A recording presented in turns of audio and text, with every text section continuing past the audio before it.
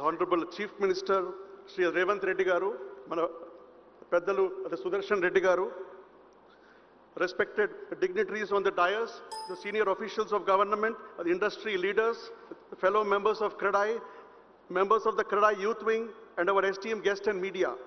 As the President of CREDAI Hyderabad, it gives me an immense pride and pleasure to welcome you for this landmark for the 3 days, the CREDAI Hyderabad Property Show, an event that brings together the best of the industry, showcasing the vibrancy and the real estate sector, and conducts thousands of home buyers and investors with other trusted developers. I would like to express my sincere gratitude to the Honorable Chief Minister Sri Revanth Reddy Garu for taking his time on such a day, which is supposed to be the Independence Day for all. So this is such a remarkable day. He is with us. Your presence for today reflects your continued support and commitment to the whole Telangana industry. And under your dynamic leadership, we are just witnessing the Telangana emerging as a role model. And wherever you go, today we have spoken about the Telangana model. In short, we all only see the 60 to the 90 degrees like we all think. But our Chief Minister will only think at 360 degrees, which has been the witnessing in the past 18 months. If you take note, in the past 18 months, the landmark things have come. I have just listed which have been just instrumental only with his dynamism and the focus. He's been just working for almost 18 hours a day. It's only for the Telangana and the industry. We should be so happy and proud being from this industry. And the Chief Minister is also just holding the same Ministry of MAUD is itself a big pride to us. This itself is a big gift to the industry is what I feel. Sir, some of the pet projects which have been just going everywhere, and we as CREDAI will just try to take it further forward and try to support all these. I would like to just list some of them. The first thing is, which you can just notice in the city, is the multi-parking at the KBR Park, which is the brain of our CM Garu. And also the KBR Park flyover, which is going to come soon. Then coming about the Miralam tank, the bridge, which will be just connecting between Attapur and also the Bangalore highway. And also about Old City, the metro corridor, connecting to the airport and also to the fourth city. The trunk road development, and one thing, the gateway of Hyderabad Tower, which has been the recent the brainchild of our Chief Minister. Sir, all these this is going to be the gateway truly, because as soon as you just enter the city from the airport, this will be the most visible. Sir, if possible, if you can also bring other Universal Studio or other Disneyland, it will add the tourism to Telangana, and this will be a feather in the cap of Telangana under your leadership. And apart from this, from the 4-lane, now the RRR is being extended to the 6th lane, also under his leadership. And apart from this, the Musi riverfront, which has been the dream of our Chief Minister. Sir, we as CREDAI are fully in support of Musi, Hydra, and all the schemes, whichever you are there. We, the entire industry sitting in this room, the whole associations, the entire youth of the Telangana, will be supporting you. And just coming to some of the policies, if you see the tourism policy and other sports policy which you bought, is just one of its kind, and path-breaking reforms which you have done. And coming to simplifying the process of the Bhu Bharati and the Build Now has also bring the bigger ease to the whole industry.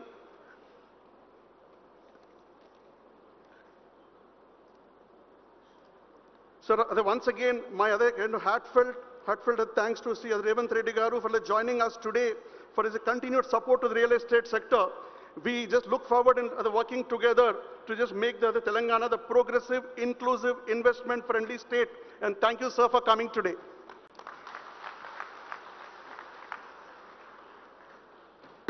Thank you, Jaideep Garu. Thank you very much. ఆయన నాయకత్వంలో అభివృద్ధి పట్ల ఒక కొత్త దృక్కోణాన్ని మనమంతా చూసాం. ప్రపంచ స్థాయి మౌలిక వసతులు, మెరుగైన పట్టణ ప్రణాళిక, పారదర్శక విధానాలు, అలాగే పెట్టుబడిదారులు, డెవలపర్స్, పౌరులు అందరూ కలిసి ఒక మంచి ఫ్యూచర్ కోసం నిర్మించుకునే వాతావరణాన్ని క్రియేట్ చేశారు. ఇల్లు అనేది కేవలం 4 గోడలు, ఒక పైకప్పు మాత్రమే కాదు. అది ఎంతో భద్రత, గౌరవం మరియు ఆశ. తద్వారా విధి విధానాల్ని ప్రతి పౌరుడికి సొంత ఇల్లు కలని సాకారం చేసే విధంగా తెలంగాణ అభివృద్ధి కోసం అహర్నిశలు పాటుపడుతున్న మన visionary chief minister Shri Revanth Reddy గారి సమూల్యమైన సందేశం.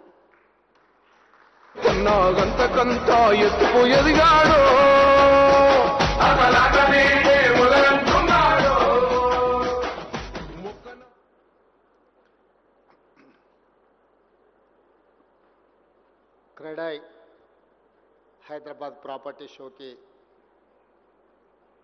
నాతో పాటు విచ్చేసిన పెద్దలు సుదర్శన్ రెడ్డి గారు, ప్రాపర్టీ షో ఏర్పాటు చేసిన క్రెడాయ్ ప్రతినిధులు, రాష్ట్ర ప్రభుత్వ ఉన్నతాధికారులు, తెలంగాణ రాష్ట్ర గ్రోత్ ఇంజన్ ప్రతినిధులు, రియల్ ఎస్టేట్ సంస్థ మిత్రులందరూ, ఈరోజు తెలంగాణ రాష్ట్ర ప్రభుత్వం నూతనంగా ఏర్పడ్డ తర్వాత కొన్ని అపోహలు, అనుమానాల నుంచి అభివృద్ధి పదం వైపు నడవడానికి ప్రణాళికలు సిద్ధం చేసుకొని ముందుకు వెళ్తున్న సందర్భంలో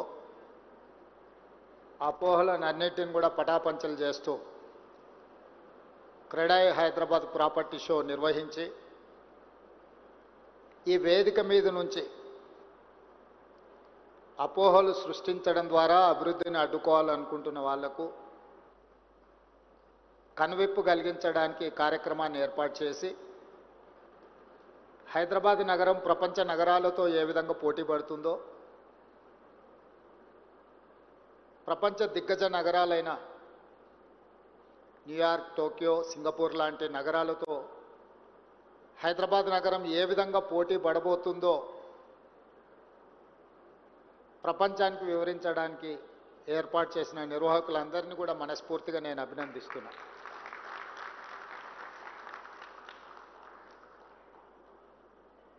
ప్రపంచ దేశాలలో అభివృద్ధి అనేది 2 విభాగాలుగా ఉంటుంది. ఒకటి policies, 2 construction or building assets. These 2 are 2 growth engines for any developed country. Policy or philosophy ప్రభుత్వాలు ఏర్పాటు చేయాలి. ప్రభుత్వాలు విధానపరమైన నిర్ణయాలు చేయాలి. విధానపరమైన నిర్ణయాలలో పారదర్శకత ఉండాలి. పారదర్శకతతో ఉన్న నిర్ణయాలు ప్రజలకు అందుబాటులో ఉండాలి. ప్రజలకు అందుబాటులో ఉన్నప్పుడు, పెట్టుబడులు ఆకర్షించినప్పుడు అభివృద్ధి వాటంతట అవే వేగంగా పరిగెత్తుతాయి.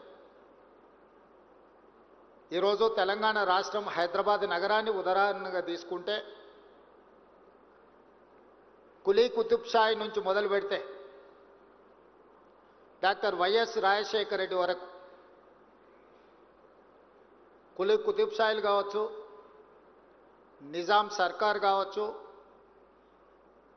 సికింద్రాబాద్ను బిల్డ్ చేసిన బ్రిటిషర్స్ కావచ్చు, హైటెక్ సిటీకి మొట్టమొదట పునాది రాయి వేసిన రాజీవ్ గాంధీ, నేదురుమల్లి జనార్దన్ రెడ్డి గారు కావచ్చు, ఆ పునాది రాయిని కొనసాగించి హైటెక్ సిటీ అని ఒక ఐకానిక్ ప్రాజెక్టు నిర్మించిన చంద్రబాబు నాయుడు గారు కావచ్చు, ఆ విధానాన్ని కొనసాగించిన డాక్టర్ వైఎస్ రాజశేఖర రెడ్డి గారు కావచ్చు. పరిపాలనా పరమైన పాలసీ పెరాలసిస్ లేకుండా వీళ్ళు నిర్ణయాలు తీసుకోవడం వల్లనే, పాలకులు మారిన పాలసీ పెరాలసిస్ లేకుండా చూడడం వల్లనే ఈరోజు మనము మన నగరం ప్రపంచ దేశాలతో పోటీ పడగలుగుతుంది. ప్రభుత్వాలు మారినప్పుడు కొన్ని అనుమానాలు ఉంటాయి. పక్క రాష్ట్రాలలో జరుగుతున్న పరిణామాల నుంచి మొదలు పెడితే నాయకుల మధ్యలో ఉన్న భిన్న అభిప్రాయాలు కొంతకాలం ఇలాంటి అనుమానాలు అపోహలకు దారితీస్తాయి. కానీ ఒక రిచ్ కల్చర్ నుంచి వచ్చిన Telangana culture, we are not going to settle scores with our policies. If someone is having some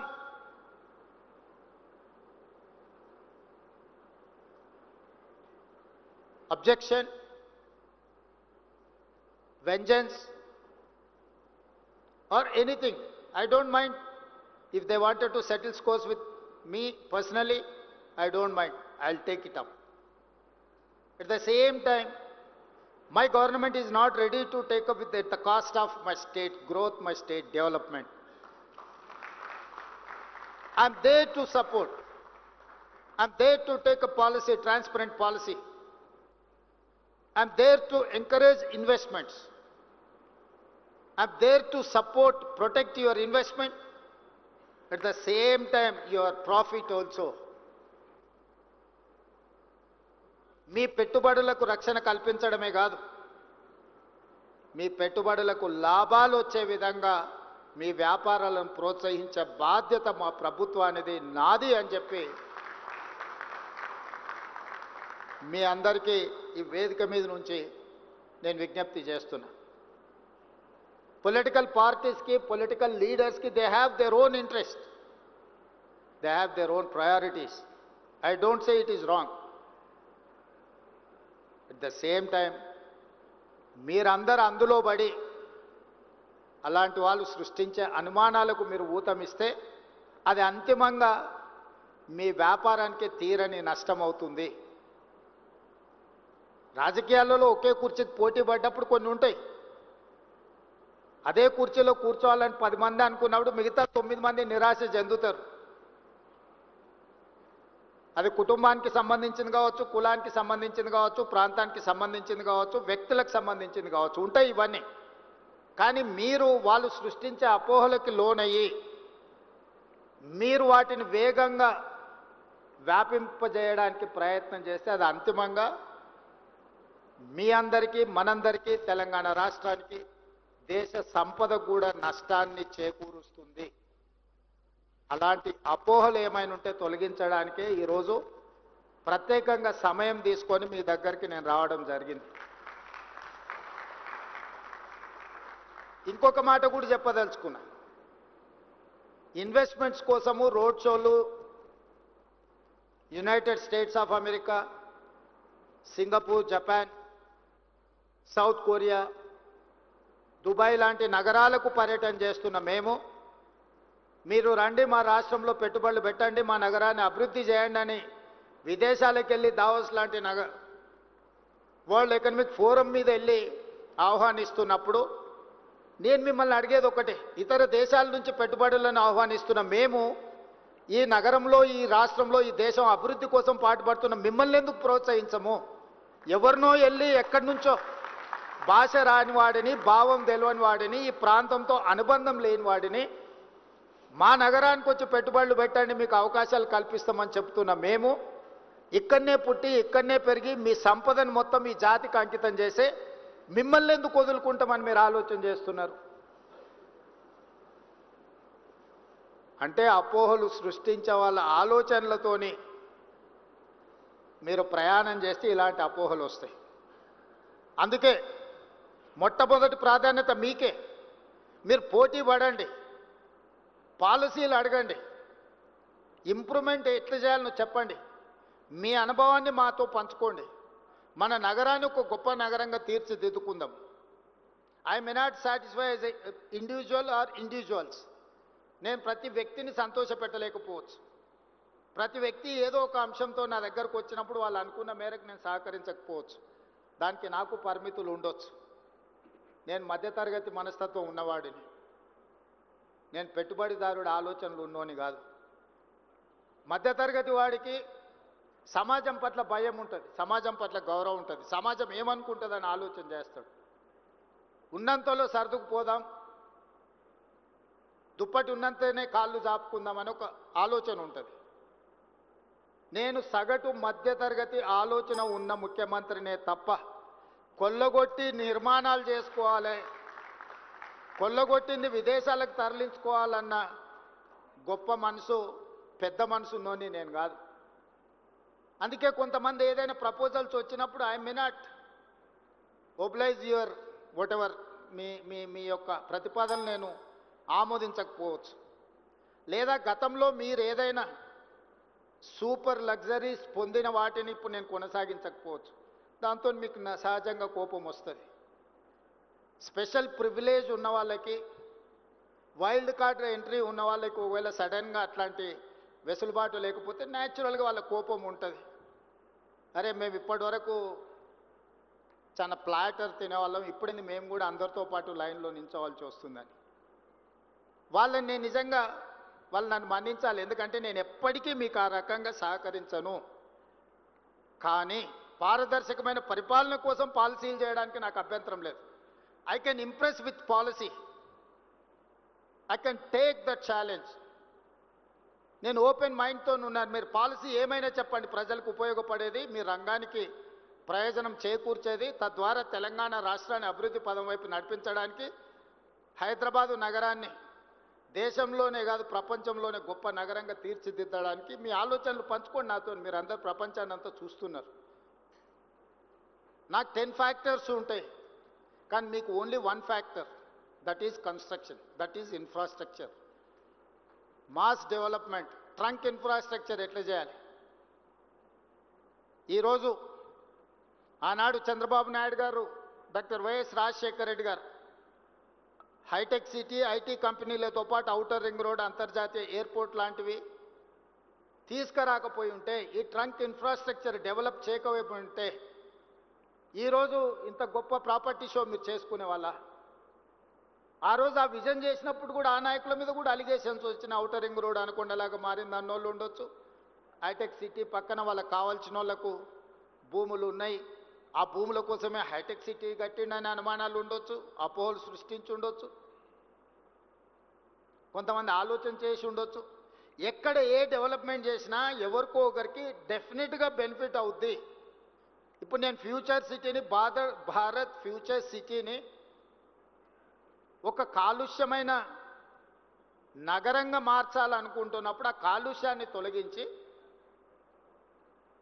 ఒక బ్రహ్మాండమైన నగరాన్ని నిర్మించాలని ప్రణాళికలు వేసినప్పుడు అది 4th సిటీ లేదా అది ఫ్యూచర్ సిటీ అని నేనంటే 4 బ్రదర్స్ సిటీ అని కొంతమంది అని ఉండొచ్చు. మీరే కదా నా బ్రదర్సు, మీకోసమే నేను డిజైన్ చేస్తున్నా. Why should I care all these comments? ఆనాడు జైపాల్ రెడ్డి గారు హైదరాబాద్ నగరానికి మెట్రో ఇవ్వకపోయిన ఉంటే దేశంలోనే 2వ అభివృద్ధి చెందిన మెట్రో నగరంగా హైదరాబాద్ ఉంటుండేనా? హైదరాబాద్ నగరానికి ఆ రోజు రాజశేఖర రెడ్డి గారు ప్రతిపాదనిస్తే స్టక్ డౌన్ అయిన హైదరాబాద్ మెట్రోని జైపాల్ రెడ్డి గారు శాంక్షన్ ఇవ్వడమే కాదు, వైబుల్ గ్యాప్ ఫండ్ ఇచ్చి ఈ నగరానికి మెట్రోని ఇచ్చాడు.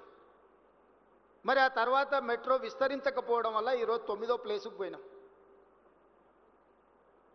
We have neglected 10 years. ఈరోజు మెట్రో విస్తరించనుంటే ఈరోజు మీరు చూస్తున్న ఈ ట్రాఫిక్ జామ్లకు సమస్య కొంతైనా పరిష్కారం వచ్చి ఉండేది కదా. ఈరోజు హైటెక్ సిటీ దగ్గరున్న మెట్రో ఫైనాన్షియల్ డిస్ట్రిక్ట్ నుంచి నియోపోలిస్ వరకు ఎక్స్పాండ్ చేసినుంటే అభివృద్ధి జరిగి ఉండేది కదా. ఈరోజు ఇంటర్నేషనల్ కనెక్టివ్ ఉన్న ఎయిర్పోర్ట్కి ఎందుకు మెట్రో ఇవ్వలేదు? ఎందుకు డిజైన్ చేయలేదు? డిజైన్ చేసిన వాళ్ళు కూడా ఔటర్ రింగ్ రోడ్ మీద నుంచి మెట్రో డిజైన్ చేశారు. ఎవరెక్కాలి? జూబ్లీ హిల్స్లో ఉన్నోళ్ళు, బంజారా హిల్స్లో ఉన్నోళ్ళు, లేకపోతే ఇక్కడ ఉన్నోళ్ళు ఎంతమంది మెట్రో ఎక్కుతారు? ఇక్కడ నుంచి హైటెక్ మీరు ఔటర్ రింగ్ రోడ్ ఎక్కినా కూడా అదే స్పీడ్తో మీరు ఎయిర్పోర్ట్కు చేరుకుంటారు. మల్టీ యూటిలిటీ ట్రాన్స్పోర్టేషన్ అనేది హై డెన్సిటీ పాపులేషన్ ఉన్న మధ్యలో నుంచి ఉండాలి. జనసాంద్రత ఉన్న ప్రాంతాలలో మల్టీ యూటిలిటీ ఉండే ట్రాన్స్పోర్టేషన్ ఏర్పాటు చేయాలి. మనిషి అనేటోడే లేడు, మనిషి అనేటోడు కూడా రాడు. ఎందుకంటే హైటెక్ సిటీకి ఈ పక్కన ఆ పక్కన చెరువులో, ఫారెస్టో ఏదో ఒకటి ఉంది. ఎవరెక్కాలి, ఎవరు దిగాలి? అందుకే నేను నాగోల్ నుంచి ఎల్బీ నగర్, ఎల్బీ నగర్ నుంచి ఓఐసీ హాస్పిటల్, ఓఐసీ హాస్పిటల్ నుంచి చాంద్రాయణగుట్ట, చాంద్రాయణగుట్ట నుంచి agriculture university, where I'm going to construct a high court with in 100 acres. From there to Shamshabad, Shamshabad to airport. I have redesigned metro. LB Nagar నుంచి హయత్ నగర్ వరకు ఎక్స్పాండ్ చేయమని చెప్పిన మెట్రోని. Hayat Nagar is one more city now. Kukatpally తర్వాత Patancheru, BHEL దాటి metro అవసరం ఉంది. లక్షల మంది అక్కడ కార్మికులు పనిచేస్తున్నారు. అక్కడికి ఎక్స్పాండ్ చేయమన్నా. హైటెక్ సిటీ నుంచి ఫైనాన్షియల్ డిస్ట్రిక్ట్ నుంచి ఈరోజు కోకపేటలో 100 కోట్లు పెట్టి ఎకరం కొనుక్కున్న మీ ప్రాంతాన్ని నియోపోలిస్కి మెట్రో ఎక్స్పాన్షన్ చేయమని చెప్పిన నేను. ఇట్లా ఎక్కడెక్కడైతే లాస్ట్ మైల్ కనెక్టివిటీ ఉందో, తక్కువ ఉందో, ఇవాళ వాటన్నిటినీ లాస్ట్ మైల్ కనెక్టివిటీ చేయడానికి నిరంతరం నేను ప్రయత్నం చేస్తున్నా. ఈరోజు మీ కంటోన్మెంట్ ఏరియా బాటిల్ నెక్ ఉంది. రాజశేఖర రెడ్డి గారు ముఖ్యమంత్రి నుండి మన్మోహన్ సింగ్ గారు ప్రధానమంత్రిగా ఉన్నప్పుడు కూడా డిఫెన్స్ ల్యాండ్స్ 1 ఇంచ్ కూడా ఇవ్వలేదు. డిఫెన్స్ వాళ్ళు 1 ఇంచ్ భూమి కూడా ఇవ్వరు. దాదాపుగా 200 ఎకరాలు ప్యారడైజ్ నుంచి బాటిల్ నెక్స్ ఇటు రాజీవ్ రహదారి వైపు కానీ అటు షామీర్పేట వైపు కానీ ఈరోజు ఎలివేటెడ్ కారిడార్లకు నేను ముఖ్యమంత్రి అయినకపోయి ఢిల్లీలో కూర్చొని నేను అనుమతులు తీసుకొచ్చిన.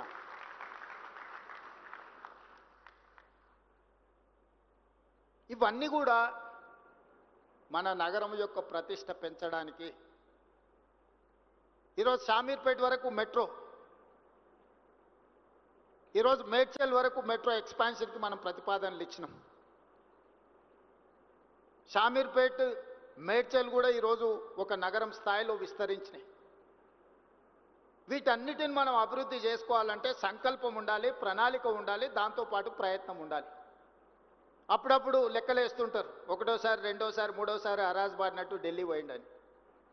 అనుమతులు ఢిల్లీలో ఇచ్చేది ఉంటే ఏడికి పోవాలి నేను? మీ హై రైజ్డ్ పర్మిషన్కి బెంగళూరు అనుకుంటా ఎయిర్పోర్ట్ అథారిటీ క్లియరెన్స్ ఇవ్వాలంటే, అవునా? ఢిల్లీ అంటే సదరన్ పార్ట్ ఆఫీస్ బెంగళూరులో ఉందా? ఎయిర్పోర్ట్ అథారిటీ క్లియరెన్స్ ఒకవేళ హై రైజ్డ్ పోయినప్పుడు వాటెవర్ ఢిల్లీలో ఉందనుకోండి, అనుమతులు ఇవ్వాల్సింది ఢిల్లీలో ఉంటే మీరు దుబాయ్ పోయి అడగలేరు కదా. మెట్రోకి అనుమతి ఇవ్వాలన్నా, మూసీకి అనుమతి ఇవ్వాలన్నా, ఎలివేటెడ్ కారిడార్స్కి అనుమతి ఇవ్వాలన్నా, డిఫెన్స్ ల్యాండ్స్ ఇవ్వాలన్నా, లేకపోతే గ్రాంట్ ఇవ్వాలన్నా, లోన్కి సావరిన్ గ్యారంటీ ఇవ్వాలన్నా కేంద్ర ప్రభుత్వం ఇవ్వాలి. కేంద్ర ప్రభుత్వం ఎక్కడి నుంచి ఫంక్షన్ చేస్తుంది, ఎక్కడి నుంచి పనిచేస్తుంది? ఢిల్లీ నుంచి.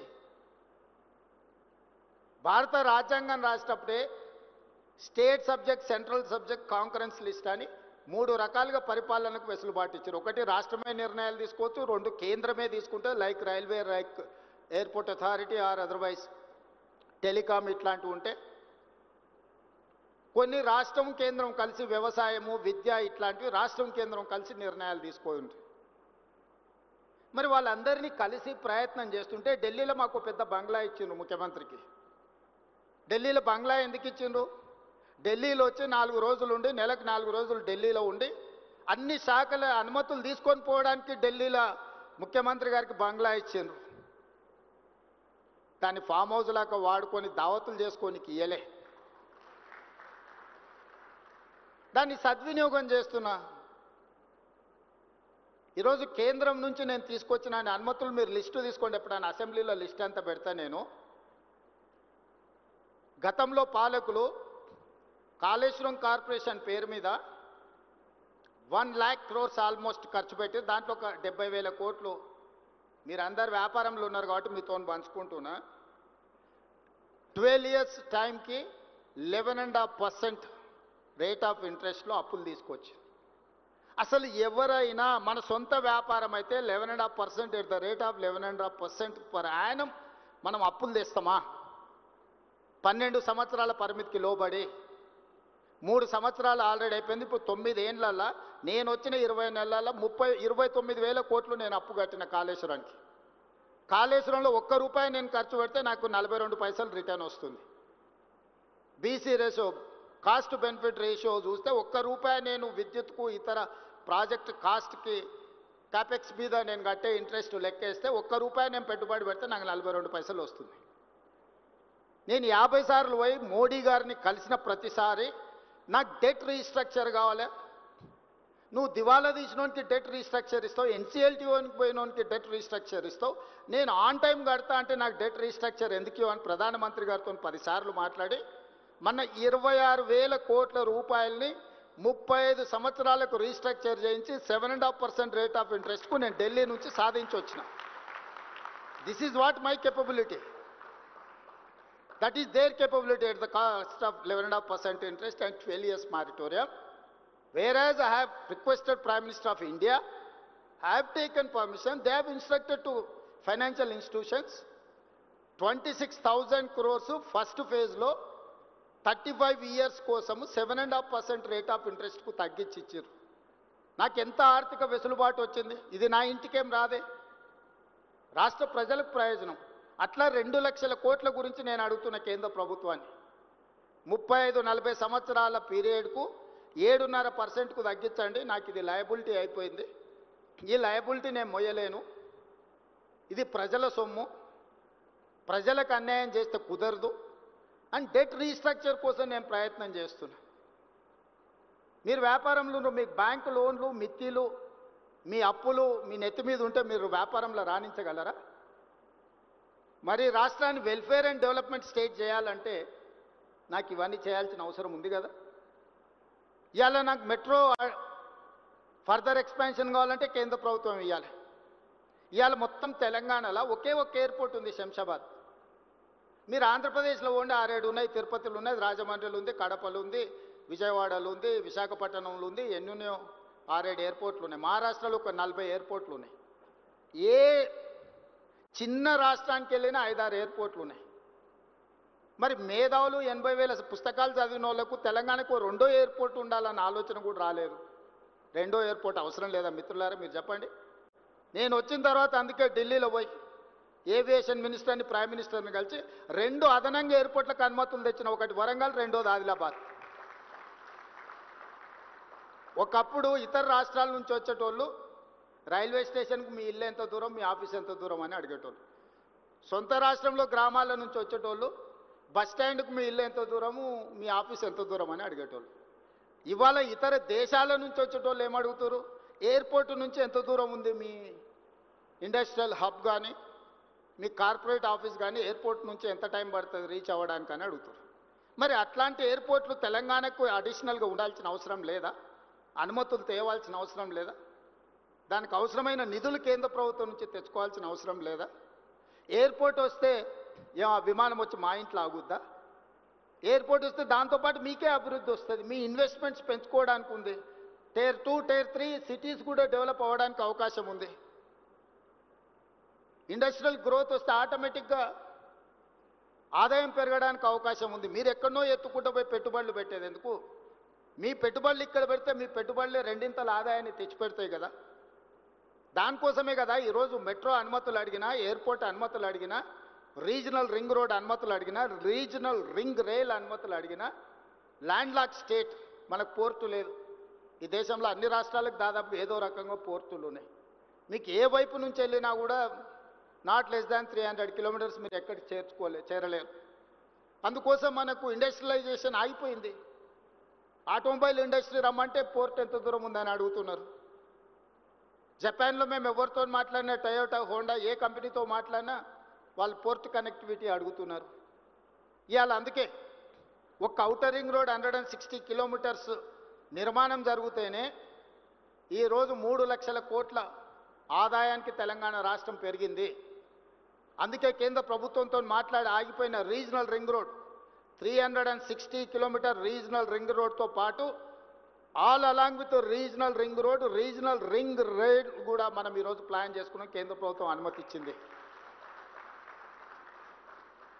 ఈరోజు ఔటర్ రింగ్ రోడ్ నుంచి రీజనల్ రింగ్ రోడ్కు రేడియల్ రోడ్స్ ఇప్పటి దగ్గర మిత్రులు చెప్తున్నారు, సార్ మీరు ఔటర్ రింగ్ రోడ్కి బోత్ సైడ్స్ మనము 1 కిలోమీటర్ కారిడార్స్ పెట్టుకున్నాం, దానికి మీరు రేడియల్ రోడ్స్ లేకపోతే ఈ రోడ్లను వేయాలని. ఇవాళ 1 కిలోమీటర్ కాదు, యావరేజ్గా 45 కిలోమీటర్స్ రింగ్ ఉంది రీజనల్ రింగ్ రోడ్. ఇప్పుడున్న ఎగ్జిస్టింగ్ విజయవాడ లేకపోతే బెంగళూరు లేకపోతే ఇతర హైవేలు కాకుండా ప్యారలల్గా 11 రేడియల్ రోడ్స్ని కొత్తవి ప్లాన్ చేస్తున్నాం. ఎందుకంటే యాక్చువల్ కొత్త ఏరియా డెవలప్మెంట్ కోసం కొత్త ల్యాండ్స్ను అందుబాటులోకి తీసుకురావాలి, శాటిలైట్ సిటీస్ కట్టాలనే ఒక ప్రణాళికతోని ఈరోజు ముందుకెళ్తున్నాము. ఈరోజు ఔటర్ రింగ్ రోడ్ ఎట్లుందో డ్రింకింగ్ వాటర్ కూడా చాలా ఇంపార్టెంట్.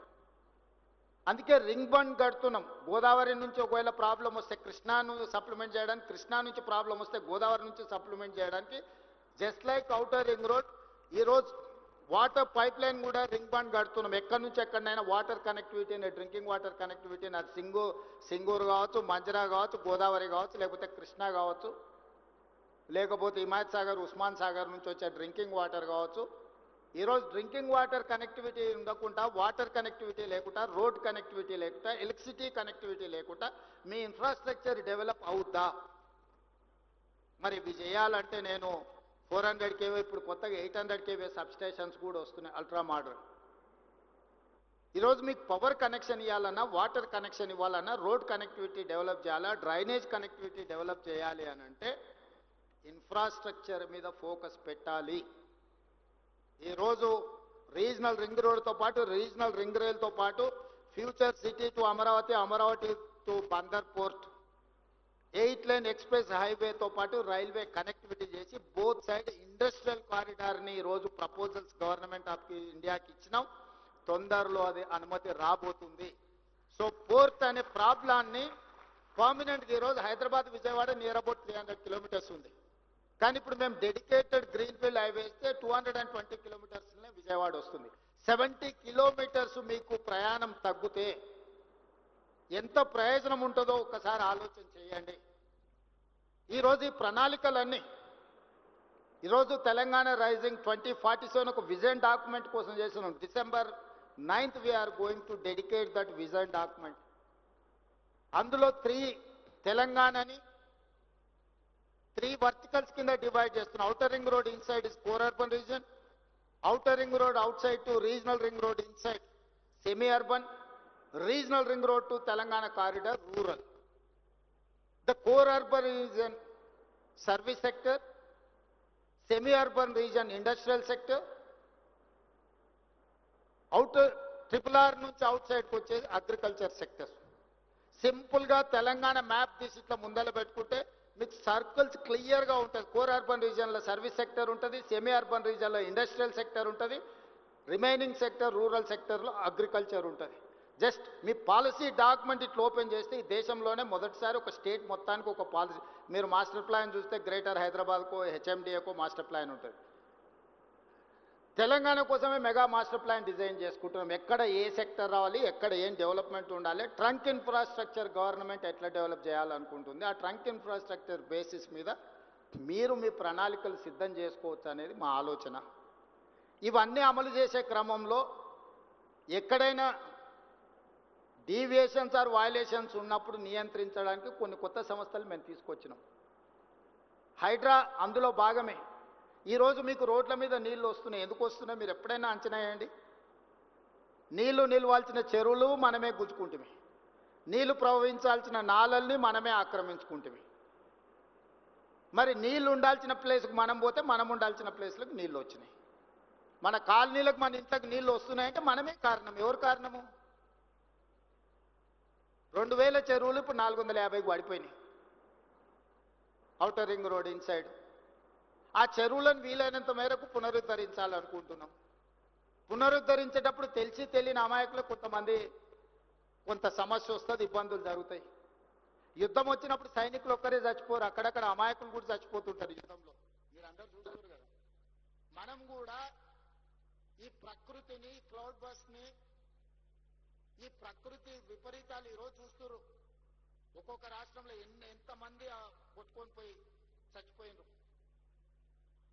మేము కొన్ని దగ్గరలో అడ్డంకులు ఉన్న వాటిని తొలగిస్తే వాళ్ళని ఆర్థికంగా ఆదుకుంటాం అంటున్నాం. మీరు ప్రతిపాదన ఇవ్వండి అని చెప్పినాం. ఆ ప్రతిపాదనలు ఎవరు మీరు అసలు మీరు తొలగించడానికే వీలేదు. మీరు నాలా పెద్దగా చేయదు, బాటిల్ నెక్ ఉంటుంది. నాలా ఇక్కడ నుంచి 100 meters వస్తూ ఒక దగ్గర రాగానే 10 meters కుదించకపోతే, ఎందుకంటే పెద్ద మనిషి ఎవరో కబ్జా పెట్టుకొని ఉంటాడు. అది తొలగిస్తే పెద్ద మనిషికి కష్టం. పెద్ద మనిషి పెట్టుబడి పెట్టి సోషల్ మీడియాలో కొంతమందిని మూకలను తయారు చేసి ప్రభుత్వానికి వ్యతిరేకంగా చేస్తున్న పనికి తప్పుడు ప్రచారం ఇస్తే మీరు కూడా దాన్ని తెలిసి తెలియక ఫార్వర్డ్ చేస్తారు.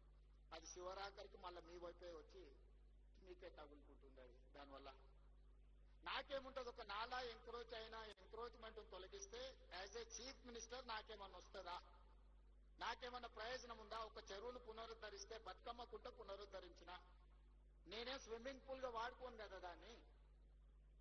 ఆ ప్రాంత ప్రజలకు ప్రయోజనము. సున్నం చెరువును పునరుద్ధరిస్తే మీకు ఈ ప్రాంతంలో ఉండేటోళ్ళకే ప్రయోజనము. ఆ రోజు ఇక్కడ హైటెక్ సిటీ కట్టిన రోజు చాలా మంది ఆరోపణలు వేసారు. ఈ రోజు హైటెక్ సిటీ ఎన్నిటికీ వేదిక అయింది. ఇవన్నీ కూడా మీరందరూ విజ్ఞతతో ఆలోచన చేయాలి. తెలంగాణ కోసం మనం వేసుకుంటున్న ప్రణాళికల్ని ప్రజలకు తీసుకెళ్లాల్సిన బాధ్యత మీదే. ప్రణాళికలు సిద్ధం చేసేది మేము, ప్రమోట్ చేయాల్సింది మీరు. మీకు ఇందులో ఏదైనా ఇబ్బంది ఉన్నా లేదా ప్రభుత్వం పాలసీ ఇంకా మెరుగ్గా చేయాలనుకుంటే మీరు సజెషన్ చేయండి. ఈరోజు టోనీ ప్లేయర్ నుంచి హైదరాబాద్లో చదువుకున్న విద్యార్థులు, World Bank chairman Ajay Banga, Satya Nadella, Shantanu Narayan, Premji Vasav, all these 4 CEOs of the global కంపెనీస్కి మన హెచ్పిఎస్ స్టూడెంట్స్ వాళ్ళ నాలెడ్జ్ని మనకు షేర్ చేస్తున్నారు. They are on board. హైదరాబాద్కు మేము ఇక్కడ చదువుకున్నాం కాబట్టి మేము సహాయం చేస్తామని హెచ్పిఎస్ స్కూల్ని కట్టడానికి వాళ్ళు నలుగురు కలిసి దాదాపుగా 300 crores డొనేట్ చేస్తున్నారు. మేము ఇక్కడ చదువుకున్నాం, ఈ స్కూల్కి మేము డొనేట్ చేస్తామని వాళ్ళు ముందుకు వచ్చారు. దాని ల్యాండ్ కన్వర్షన్ ఉంటే అక్రాస్ ద టేబుల్ అది తెప్పించి నేను ఇమ్మీడియట్గా క్లియర్ చేసిన. ఇవన్నీ కూడా మన నగరాన్ని గొప్ప నగరంగా మార్చుకోవడం కోసమే కదా. ఇవన్నీ కూడా మీ అందరితో పంచుకోవాలన్నదే నా ఆలోచన. నాకు వేరే ఏం కోరికలు లేవు. కులీ కుతుబ్ షా ఏం తీసుకెళ్ళాలి, ఆయన కట్టిన చార్మినార్ ఇక్కడనే ఉండిపోయింది. గోల్కొండ రాజులు గోల్కొండ కట్టారు, వాళ్ళు ఏం తీసుకోవాలి, అది అక్కడనే ఉంది. ఔటర్ రింగ్ రోడ్ అంతర్జాతీయ ఎయిర్పోర్టు రాజశేఖర రెడ్డి గారు తీసుకెళ్ళాలి. చంద్రబాబు నాయుడు గారు అమరావతి పోయినా హైటెక్ సిటీ మన దగ్గరనే ఉంది. కోహినూరు డైమండ్ సంపాదించి ఇంట్లో పెట్టుకుంటే బ్రిటిష్ వాళ్ళు అక్కడికి తీసుకుపోయారు. సంపాదించింది ఎవడని తీసుకుపోతాడో కానీ సమాజానికి ఇచ్చింది ఎవ్వరు తీసుకెళ్లరు, ఇక్కడనే ఉంటుంది. ఆ మాత్రం జ్ఞానము, పరిజ్ఞానము, అవగాహన తెలంగాణ రాష్ట్ర ముఖ్యమంత్రిగా నాకుంది. నేను నిర్మించదలుచుకున్న ఫ్యూచర్ సిటీ 1000 ఏళ్ళైనా ప్రపంచానికి ఆదర్శంగా నిలబడే ఒక గొప్ప నగరంగా తీర్చిదిద్దుతా. రెన్యూబుల్ ఎనర్జీతోని అల్ట్రా మోడర్న్ సిటీని నేను డిజైన్ చేస్తా. Regional ring rail, dedicated greenfield national highway, dedicated railway corridor to port, Bandar port or any other port, ఇట్లాంటివన్నీ కూడా మెట్రో విస్తరణ, ఇవన్నీ కూడా భవిష్యత్తులో 100 ఏళ్ళు 1000 ఏళ్ళు అయినా నేను నచ్చిన వాళ్ళకు నేను నచ్చనోళ్ళకు కూడా ఇది ఎవరు చేసిండ్రా అంటే పలానా రేవంత్ రెడ్డి ఉన్నప్పుడు చేసిండని. ఈరోజు కులీ కుతుబ్ షా మనకు నచ్చవచ్చు నచ్చకపోదు. నిజాం అంటే సగం మందికి భిన్నాభిప్రాయాలు ఉండొచ్చు. చంద్రబాబు నాయుడు అంటే సగం మంది అవుననొచ్చు కాదనొచ్చు. కానీ 100% హైటెక్ సిటీ ఎవరు కట్టిరా అంటే చంద్రబాబు నాయుడు కట్టినని చెప్పాల్సిందే కదా. ఆ వ్యక్తి కొందరికి నచ్చవచ్చు నచ్చకపోవచ్చు. రాజశేఖర రెడ్డి గారు కొందరికి నచ్చవచ్చు నచ్చకపోవచ్చు. కానీ international airport outer ring road ఎప్పుడు వచ్చిందంటే రాజశేఖర రెడ్డి గారి హయాంలో వచ్చిందని చెప్పాల్సిందే కదా. దేశ స్వతంత్రం కోసం కొట్లాడిన వాళ్ళు మహాత్మా గాంధీ, పండిత్ జవహర్లాల్ నెహ్రూ గురించి స్వతంత్రం గురించి మాట్లాడితే వాళ్ళు తెచ్చిందని చెప్పాల్సిందే కదా. ఆ ఫిలాసఫీ కొందరికి నచ్చవచ్చు నచ్చకపోవచ్చు. కానీ వాళ్ళు ఈ దేశానికి ఇచ్చిన ఒక గొప్ప స్ఫూర్తి ఎప్పటికీ మనలో కొనసాగుతూనే ఉంటుంది కదా. ఈరోజు తెలంగాణ కూడా ఓ యంగెస్ట్ చీఫ్ మినిస్టర్గా ఒక అగ్రికల్చర్ ఫ్యామిలీ నుంచి, రూరల్ బ్యాక్గ్రౌండ్ నుంచి వచ్చిన నాకు పెద్ద పెద్ద ఇంగ్లీష్ చదువులు చదువుకోకపోవచ్చు కానీ నాకు కామన్ సెన్స్ ఉంది. Common sense is biggest asset for any one. Language is not an a knowledge, language is only for communication. అమెరికాలో బిచ్చమెత్తుకునేటోని కూడా ఇంగ్లీష్ వస్తుంది, వాడి ఊర్లో మాట్లాడుకునేదే ఇంగ్లీష్, బాత్రూమ్ కడిగేటోని కూడా ఇంగ్లీష్ వస్తుంది. జపాన్కి జర్మన్కి ఇంగ్లీష్ వచ్చా, వాళ్ళకి చైనాకి ఇంగ్లీష్ వచ్చా? ప్రపంచ దేశాలను చైనా, జపాన్, జర్మన్ శాసిస్తుంది కదా, ఎంతమందికి ఇంగ్లీష్ వచ్చా? దేశంలో పరీక్ష పెట్టుండ్రి. తెలివితేటలకు చిత్తశుద్ధికి భాషకు సంబంధం లేదు. భాష వచ్చిన వాళ్ళందరూ విమానాలు నడుపుతలేరు, భాష వచ్చిన వాళ్ళందరూ రాకెట్లు తయారు చేస్తలేరు. భాష వచ్చిన వాళ్ళు బట్టల షాప్లో బట్టలు అమ్ముతారు, బాత్రూమ్లు కడిగేటోళ్ళు కూడా ఉన్నారు భాష వచ్చిన వాళ్ళు. అదేం పెద్ద విద్య అని నేను అనుకోవడం లేదు. మంచిదే ఒక అడిషనల్ క్వాలిఫికేషన్. కొందరికి సాంస్క్రిట్ వచ్చు, కొందరికి జర్మన్ వచ్చు, కొందరికి అదర్ లాంగ్వేజ్, అడిషనల్ క్వాలిఫికేషన్ అది. I do appreciate. ఆ భాష వస్తే మంచిది, ఇంకొక భాష ఎక్స్ట్రా నేర్చుకుంటే. పివి నరసింహారావు గారికి 14 భాషలు వచ్చేది. ఏ రాష్ట్ర ఎంపీ పోయినా కూడా వాళ్ళ భాషలతో మాట్లాడితే వాళ్ళు చాలా సంతోషపడేవాళ్ళు. పని అయినా కాకపోయినా సార్ మా భావం మా బాధ అర్థం చేసుకున్నాడని. నాకు తెలంగాణను అభివృద్ధి చేయాలన్న చిత్తశుద్ధి ఉంది, పట్టుదల ఉంది. నాకు తెలియంది ఏమున్నా అడిగి తెలుసుకునే నాకు సహనం ఉన్నది. రోజుకు 18 గంటలు నిరంతరం పనిచేసే ఓపిక ఉన్నది. ఓపిక ఉంది, వయసు ఉంది, మీతోని నాకు అనుబంధం ఉంది. మనందరం కలిసి ఈ నగరాన్ని గొప్పగా నిర్మించుకుందాం. ఏమైనా అపోహలు ఉంటే తొలగించుకోండి, ప్రోయాక్టివ్గా రియాక్ట్ అవ్వండి, ఒక పాజిటివ్ నరేషన్ని బిల్డ్ చేయండి. రియల్ ఎస్టేట్ ఈజ్ ఫైనల్గా ఒకటే మాట చెప్పుకున్నారు, రియల్ ఎస్టేట్ ఈజ్ సెంటిమెంట్. మీరు ఏ విధంగా ఈ సెంటిమెంట్ను డ్రైవ్ చేస్తే ఆ విధంగా ఉంటుంది. అదే ₹1,00,000 ఎకరం అంటారు, ఒక 6 నెలలు ఉరితే అదే ₹1,00,00,000 అంటారు. ఆ ₹1,00,00,000 100 కోట్లకు కూడా పోయింది. కోకాపేటలో నేను కూడా ఒకప్పుడు రియల్ ఎస్టేట్ వ్యాపారం చేసిన 8 లక్షల నుంచి 12 లక్షలకు కొనుక్కున్న భూములు ఉన్నాయి. కానీ అదే కోకాపేటలో ఈరోజు 100 కోట్లు, ఓ రోజు 14 కోట్లు అయింది, ఇప్పుడు 100 కోట్లు అయింది. భూమి అనేది ఒక సెంటిమెంట్, రియల్ ఎస్టేట్ అనేది ఒక సెంటిమెంట్.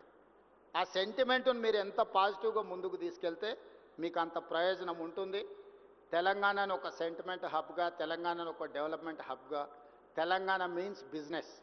వీడికి ఎవరైనా రావచ్చు, పెట్టుబడి పెట్టవచ్చు. మీ పెట్టుబడికి భద్రత ఉంది, భద్రతతో కూడా మీ పెట్టుబడికి లాభాలు ఇప్పించే బాధ్యత నాది, అనుమతులతో పాటు లాభాలు ఇప్పించే బాధ్యత నాది. ఇంత మంచి కార్యక్రమాన్ని ఏర్పాటు చేసిన క్రెడై మిత్రులందరినీ కూడా అభినందిస్తూ, రండి మనందరం కలిసి మన తెలంగాణను అభివృద్ధి చేసుకుందాం. జై Telangana. Thank you sir, thank you so much. అదే సెంటిమెంట్తో మన తెలంగాణ రాష్ట్రంలో మరింత నిర్మాణాలు జరగాలని, అభివృద్ధి జరగాలని మనస్ఫూర్తిగా కోరుకుంటూ I now call Srinath garu, convener and vice president, to propose the vote of thanks.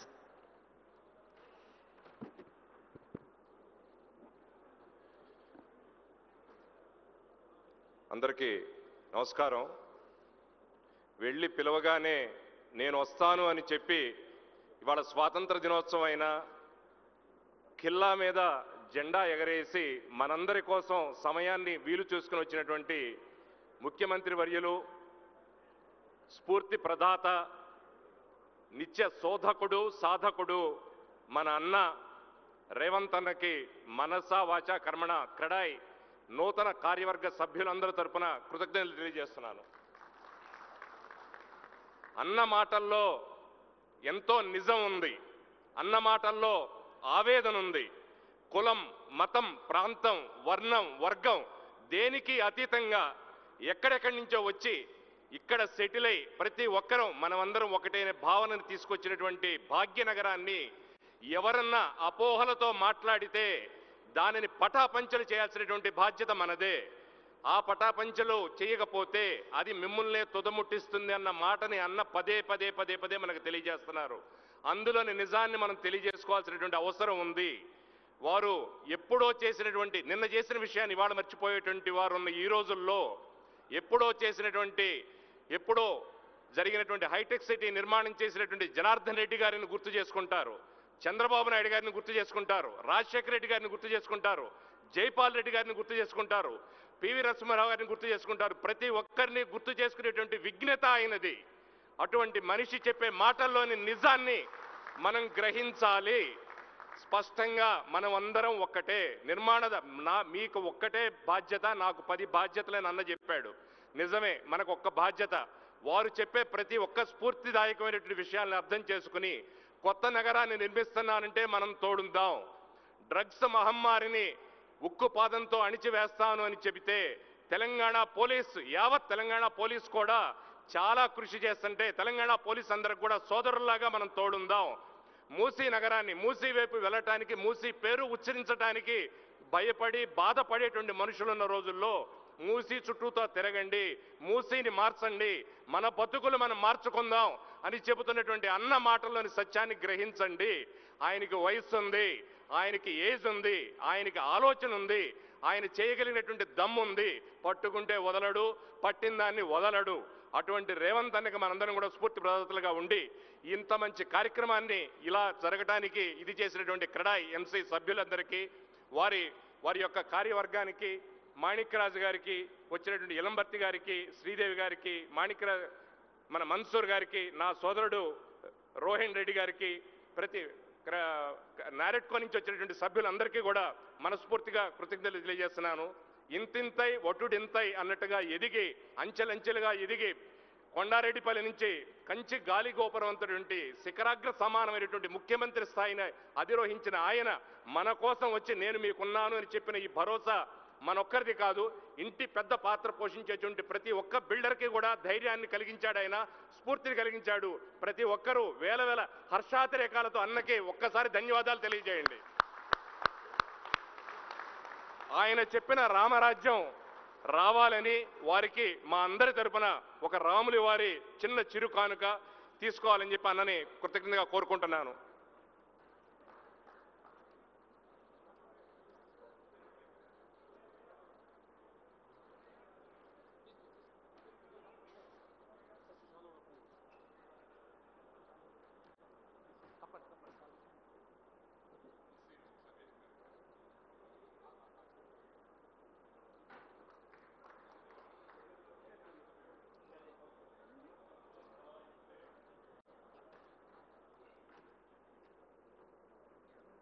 Thank you Srinath గారు, థ్యాంక్ యూ వెరీ మచ్.